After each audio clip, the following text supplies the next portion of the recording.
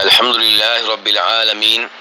والصلاة والسلام علی سید المرسلین اما بعد۔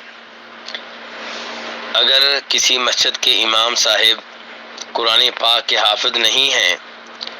اور وہ قرآن پاک سے دیکھ کر ہی پڑھ سکتے ہیں تو اس شکل میں قرآن پاک اٹھانے میں اور اس سے دیکھ کر پڑھنے میں کوئی حرج نہیں ہے۔ چنانچہ ام المؤمنین عائشہ رضی اللہ تعالیٰ عنہا، ان کا ایک غلام تھا جس کا نام تھا ذکوان، وہ انہیں نماز پڑھایا کرتا تھا، نماز میں ان کا امام بنا کرتا تھا اور اس کے ہاتھ میں مصحف ہوا کرتا تھا جس سے دیکھ کر وہ تلاوت کیا کرتا تھا، اور جناب عائشہ رضی اللہ عنہا اس کی اقتداء میں نماز پڑھا کرتی تھیں۔ اس روایت کو امام بخاری نے تعلیقاً روایت کیا ہے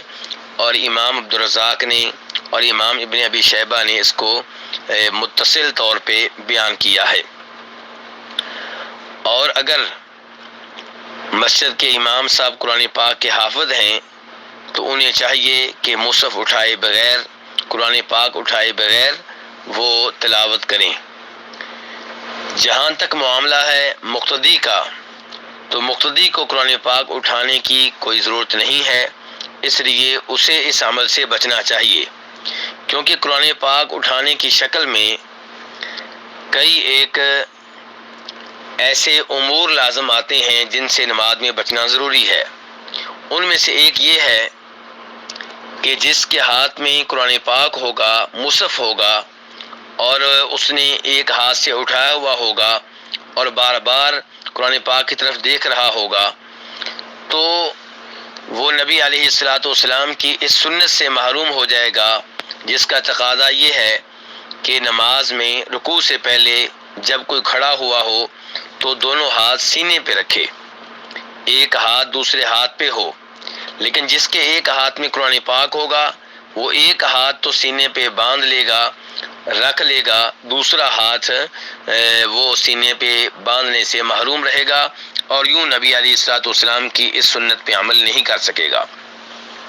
دوسرے نمبر پہ جو خرابی لازم آتی ہے وہ یہ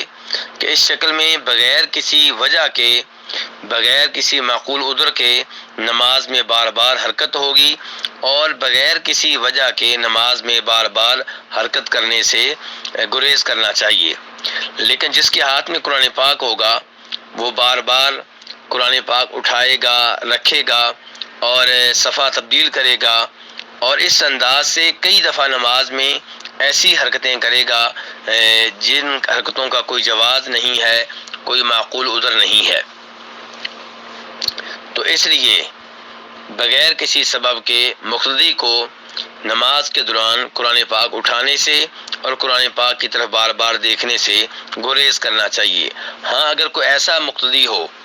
جس کی ڈیوٹی لگی ہو کہ وہ امام صاحب کی تلاوت میں مدد کرے، جب بھی امام صاحب غلطی کریں تو وہ ان کی اصلاح کرے، انہیں بتائے کہ درست